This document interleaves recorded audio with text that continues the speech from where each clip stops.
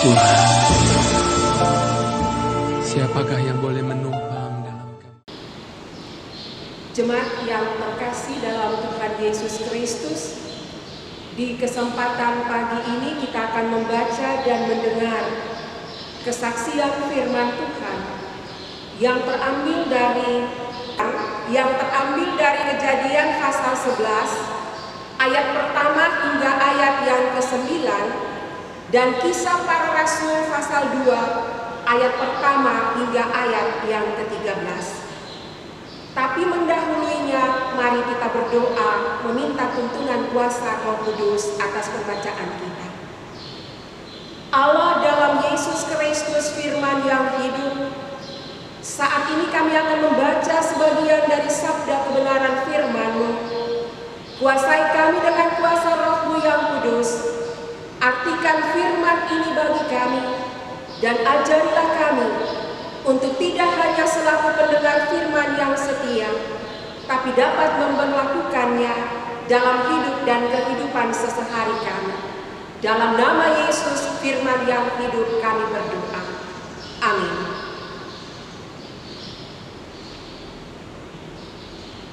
Jemaat yang terkasih dalam Tuhan kita Yesus Kristus, kesombongan atau keangkuhan adalah ciri dari orang-orang yang tidak pernah mengakui akan kemahakuasaan Allah dalam hidupnya. Bahkan terkesan mereka ingin menandingi kuasa Allah dan menjadi sama dengan Allah.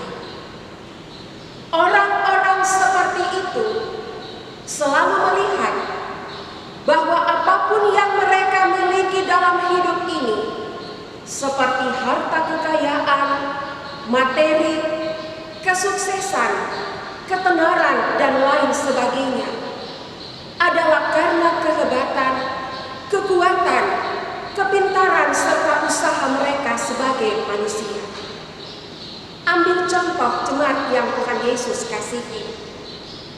Tancredo Neves, Presiden Brasil yang ke-34, dalam kampanyenya menjelang pemilihan presiden, dia berkata dengan bangganya, bila dia mendapat 500.000 suara dari anggota partainya, maka tidak ada yang dapat mendapatnya dari kursi kepresidenan, termasuk Tuhan sekalipun.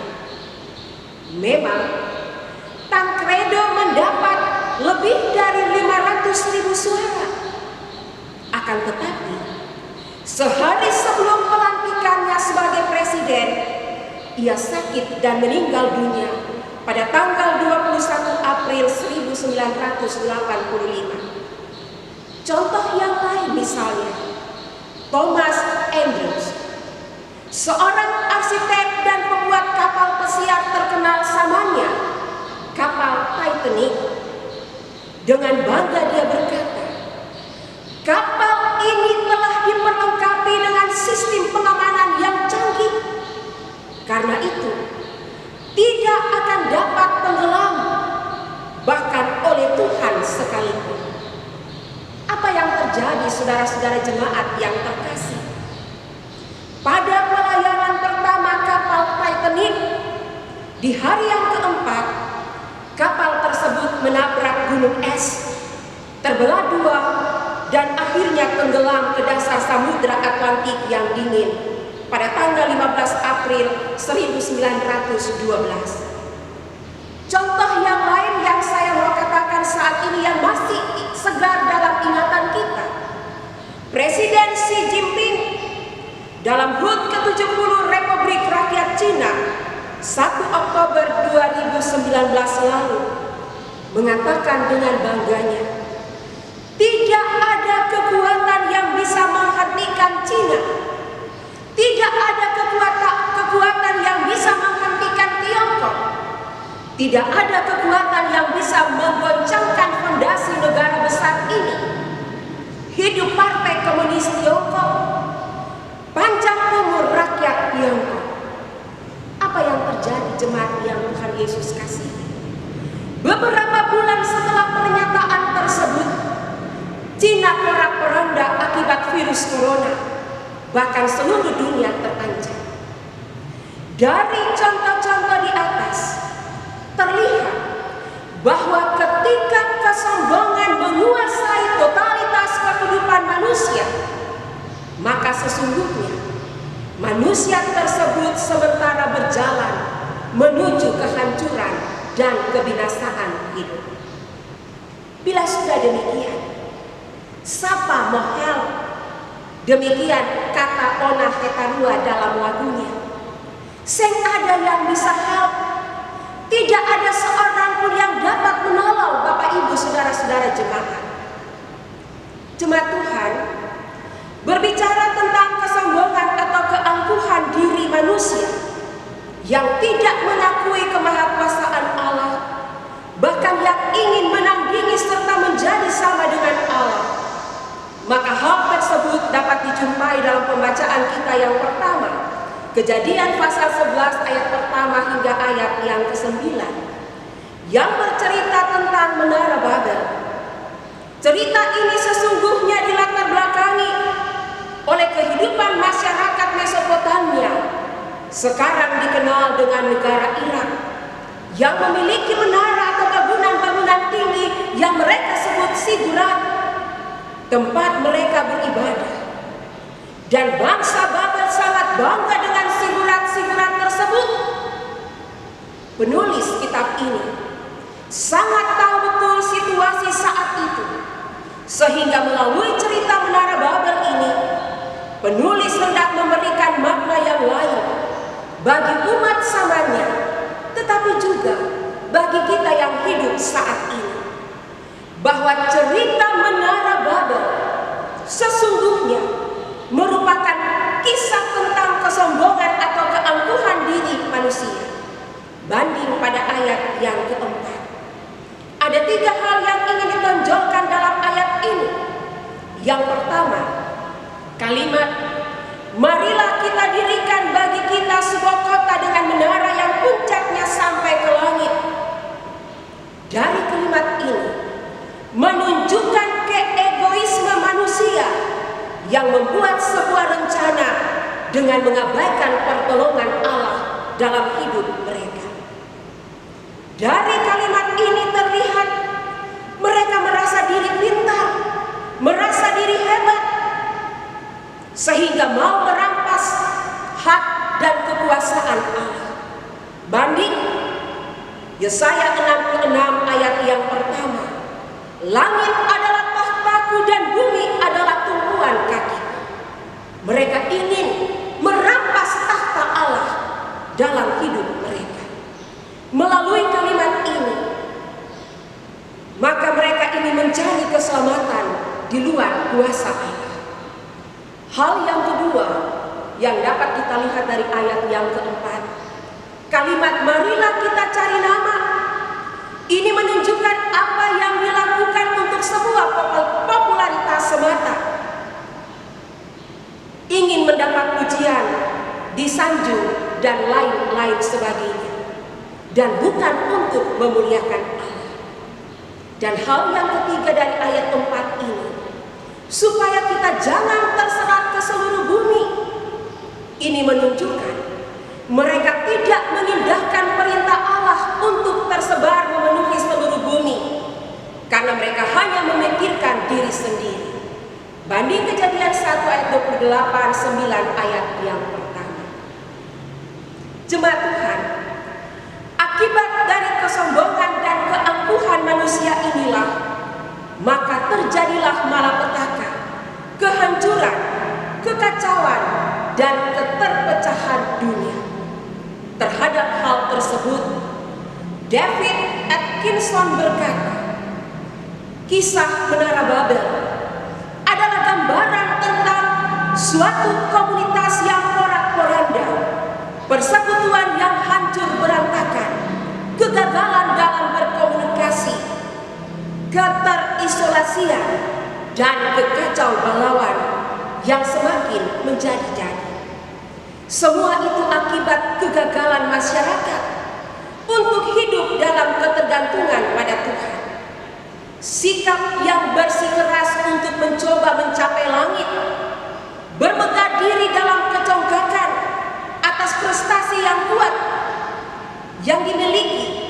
dan akibat tekad insani untuk membuat dirinya menjadi sumber keamanan dan kesejahteraan. Jemaat Tuhan, agar keinginan-keinginan manusia seperti yang telah diungkapkan di atas dapat dikendalikan, maka diperlukan tuntunan kuasa Roh Kudus. Sebab buah dari Roh Kudus itu salah satunya adalah penguasaan diri. Bacaan kita yang kedua, Kisah Rasul 2 ayat pertama hingga ayat yang ke-13. Dalam bacaan ini mau menyaksikan bagi kita bahwa Roh Kudus adalah nama untuk Allah yang bertindak dengan penuh kuasa di dunia. Kedahsyatan Allah itu tampak dalam memampukan para murid berbicara dalam berbagai bahasa. Hal mana menimbulkan kecenggangan yang amat sangat dari saksi-saksi mata peristiwa Pentakosta. Itu berarti kalau kita mau memberitakan perbuatan besar yang Allah lakukan, bukan perbuatan kita, banding ayat yang ke-11, maka kita butuh Roh Kudus dalam hidup kita sebagai penggerak dan pengendali hidup kita. Jemaat yang terkasih dalam Tuhan kita Yesus Kristus, apa makna yang dapat kita petik dari kesaksian firman Tuhan saat ini bagi kita yang hidup dan terus berkarya di dunia ciptaan Allah? Teristimewa ketika kita boleh ada dalam perayaan Pentakosta, pencurahan Roh Kudus yang terjadi ribuan tahun yang lalu. Belajar dari kisah Menara Babel hendaknya menantang setiap kita untuk ada dalam perenungan diri. Sebab jujur harus diakui, kesombongan atau keangkuhan diri masih mewarnai kehidupan masyarakat dunia modern saat ini, termasuk anak-anak Tuhan. Di tengah kecanggihan ilmu pengetahuan dan teknologi yang ada, di mana ketika ketergantungan manusia kepada kemajuan informasi, teknologi, dan komunikasi, sehingga peran Tuhan bergeser dan relasi antar sesama manusia semakin renggang atau berjarak. Karena itu, ada beberapa hal yang patut kita cermati secara bersama. Yang pertama, sebagai manusia, kita mesti menyadari siapakah diri kita di hadapan Allah. Kita hanya makhluk yang penuh dengan keterbatasan dan kelemahan. Karena itu, yang perlu diingat adalah ketika ego menguasai kehidupan kita, ketika kita merasa diri hebat, pintar, dan memiliki segala-galanya, sadar ataupun tidak, terkadang kita topu dada. Semua karena saya, tanpa saya kamu bukan apa-apanya.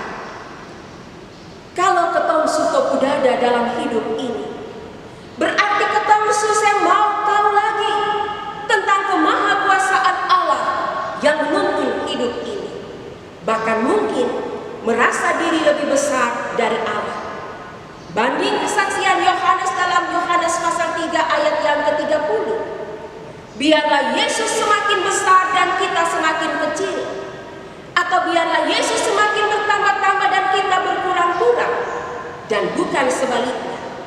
Kita yang besar dan Kristus yang semakin mengecil, bahkan menghilang dari peredaran hidup kita. Karena bila itu terjadi, Bapak Ibu saudara-saudara jemaat dan saya sementara berjalan ke arah kebinasaan dan kehancuran hidup. Yang kedua, yang mesti kita renungkan adalah bahwa kecerdasan dan kemampuan manusia ada batasnya. Belajar dari kegagalan manusia dalam membangun Menara Babel mengajarkan kita semua untuk selalu membawakan seluruh perencanaan hidup kita kepada Allah, apapun yang akan kita lakukan dalam hidup ini. Banding Yakobus pasal 4 ayat 12 sampai 17. Jangan melupakan Tuhan dalam perencanaanmu. Sebab sebuah perencanaan yang dilakukan di luar Tuhan, hasilnya adalah kesia-siaan.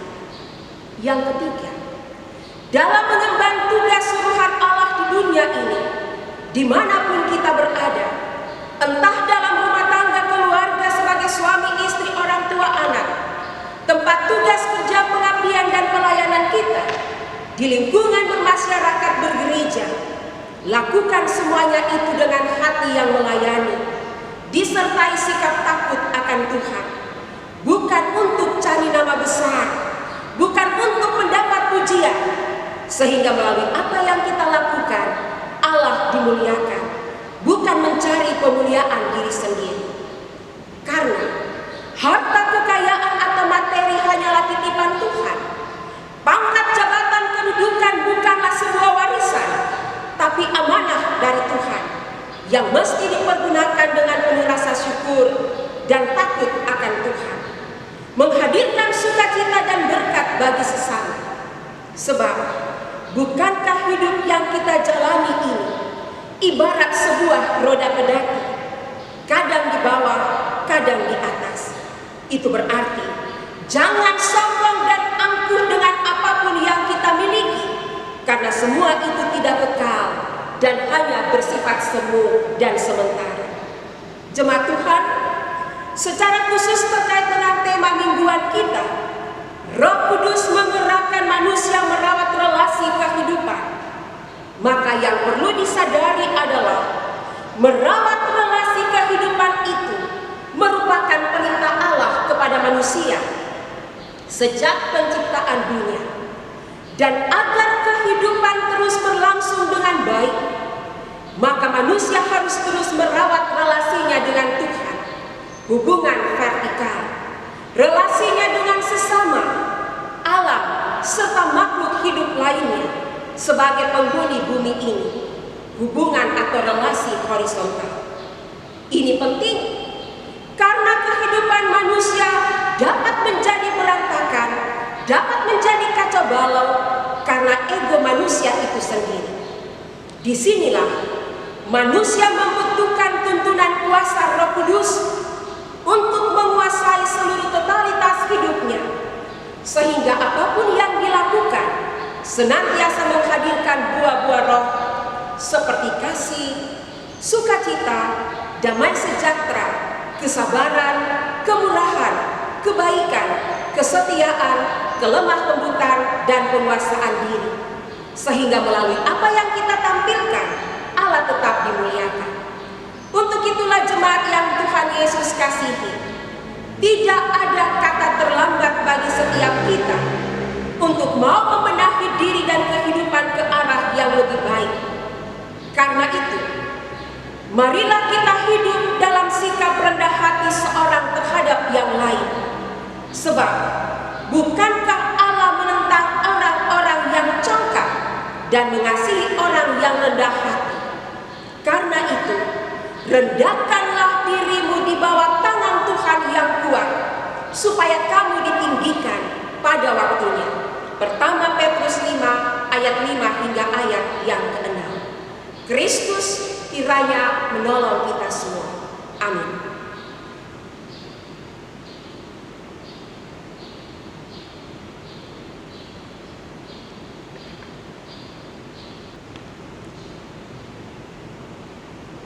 Jemaat Tuhan, untuk tugas pengutusan kita, terimalah berkat penyertaan Allah.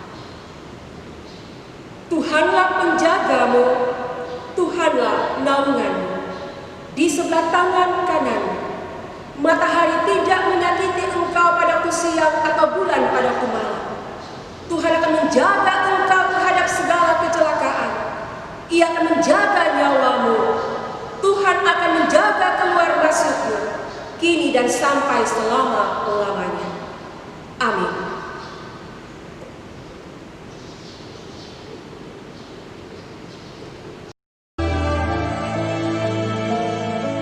Ya Tuhan,